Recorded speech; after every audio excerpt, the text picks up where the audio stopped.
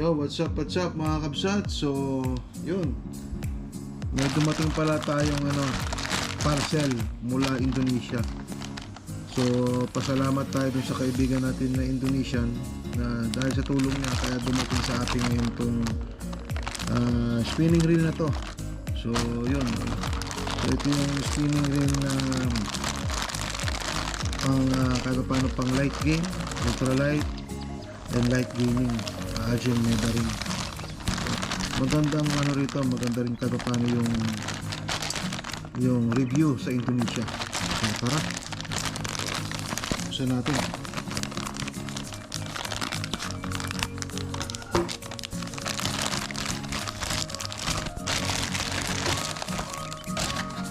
May address pa. So, talagang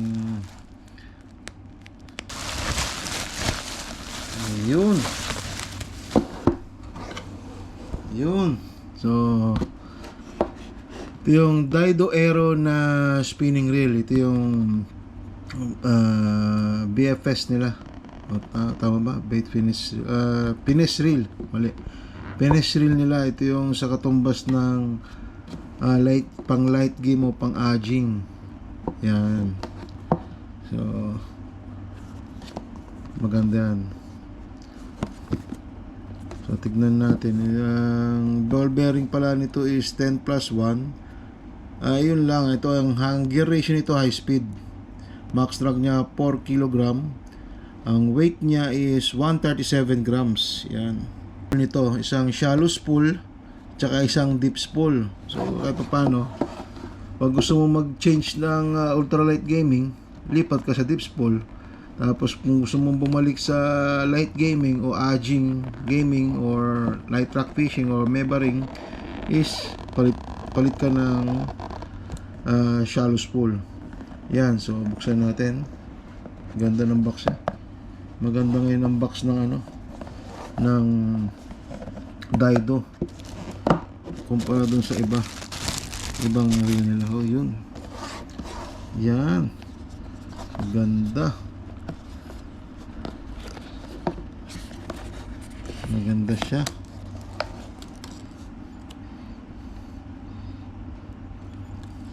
Para siyang Stradic. Tingnan natin kung ano pang kasama sa loob.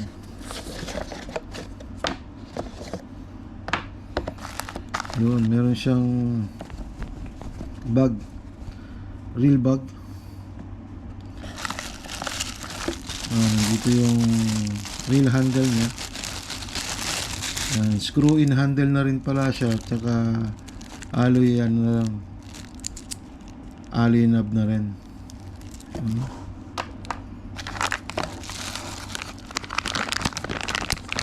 Dito yung extra spool niya. Ito yung deep spool ito. Yan, deep spool nga. Meron siya itong tingin ko drag yata to, carbon drag yata to. Yan, or spool washer. Yan. Stickers, yung manual nya. Yan, meron siyang manual. Yan, ito yung kasama. First impression, maganda. Kala mo siya, yung Stradic ng Shimano. Natanggal pala ito. Yan. Yan, para siyang Stradic ng Shimano. Tapos yung bell nya, maganda. Tapos ang drag clicker niya, yun.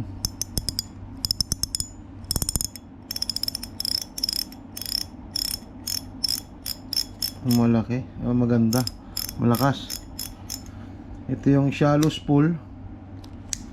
Ito yung deep spool. So dalawa. Pag gusto mo mag ultralight gaming, lagay mo rito. Kung gusto mo mag light gaming, Ajing Meba ring, ito ang gamitin mo para sa mga polyester line. Ito naman para sa mga braid line. Yan.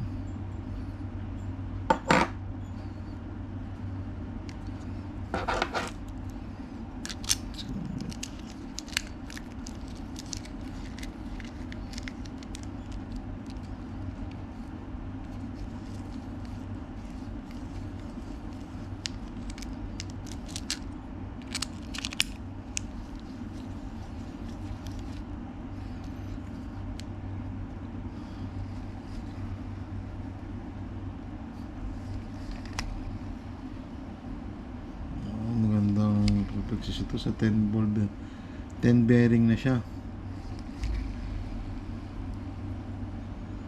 Yan. Tapos may mga technology rin siya.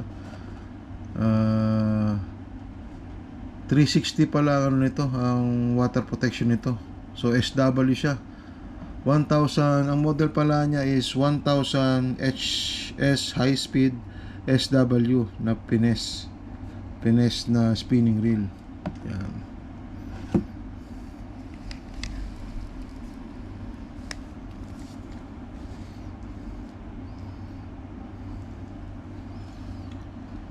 +1 ball bearing, 10 yung bearing sa loob plus 1 dito sa may ano niya, knob, reel knob. Yan, tapos salt water 360 water protection na rin to, salt water protection. CNC aluminum spool, yan, aluminum spool po to. Yan. Tapos CNC aluminum handle and knob, yan, ito po siya, aluminum handle yan, tsaka ito yung knob niya. Tapos MTT drag system carbon. So carbon fiber yung yung mga drag nito. Yung gear niya is made up of Duralium 7075 main gear. Tapos ang body niya at saka rotor is RPC2. I don't know kung anong ibig sabihin ng RPC2 eh. Tingnan natin. Meaning pala nung RPC is reinforced power carbon. Yan. Reinforced power carbon siya. Tapos titanium spool lips. Tapos naka auto stop bell arm system daw siya. So hindi pa natin alam kung paano. Ngayon ko lang kasi narinig yon kung anong ibig paano yung sistema na yung ganon, yung auto stop bell arm system. Yan. Yan. So first impression natin is maganda. Maganda nga siya. Tingnan natin yung loob. It's common ito sa sa Daido.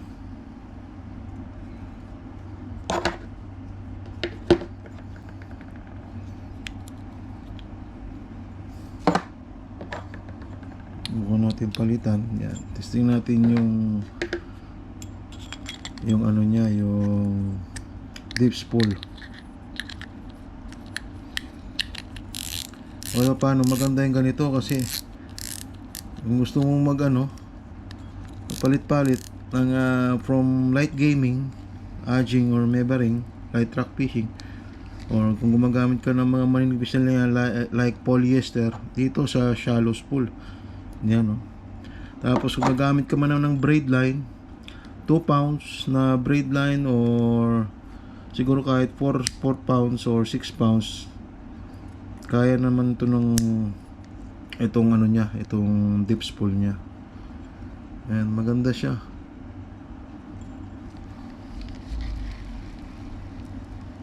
+1 bearing. Tapos ang kagandahan pa is 137 grams. So kung sagaan is para na rin siyang kasing gaan ng mga high-end na light game reel ng Shimano at Daiwa.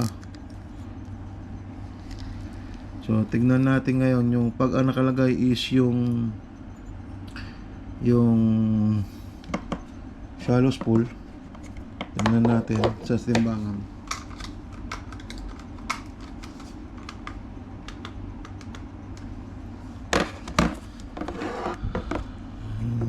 Yan, 0-0. Tingnan natin yung timbang.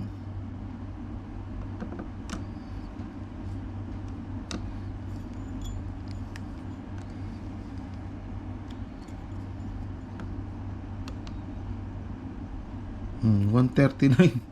Pero sa ano niya is 137 daw. Tingnan naman natin kapag nakalagay is yung deep spool.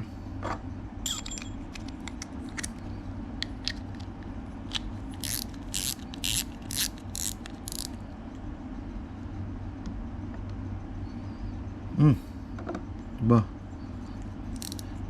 parang in-average yata nila yung ano ito naman 130, almost 135. So 139 tsaka 135, 137 nga average.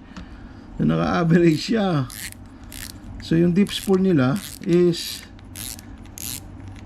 135 yung timbang niya. So pag ginamit mo itong shallow spool niya, tingnan ulit natin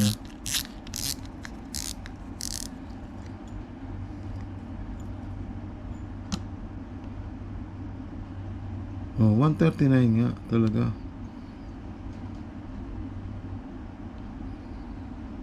Ayan.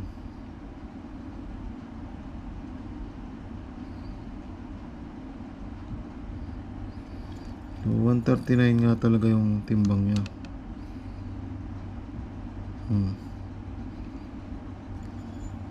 Ka-average.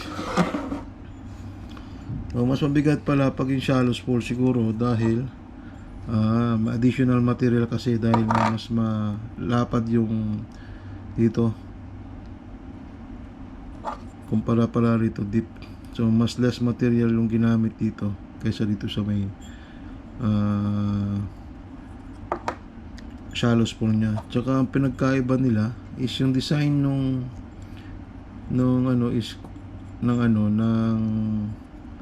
deep spool is may pagkakaiba ng konti. Yung design pa lang dito ng groove niya. Ito naman clear lang, plain lang. So maganda siya. So ito yung finish reel ng Daido, specific to for aging or mebaring. Yan, kasi sa sobrang gaan niya and itsura pa lang nito is para mo talagang premium feel na, premium design rin. Alam mo yung sa spool niya is yung FM Stradic 2223. Yung bagong model ng Stradic ngayon yung FM. Yan.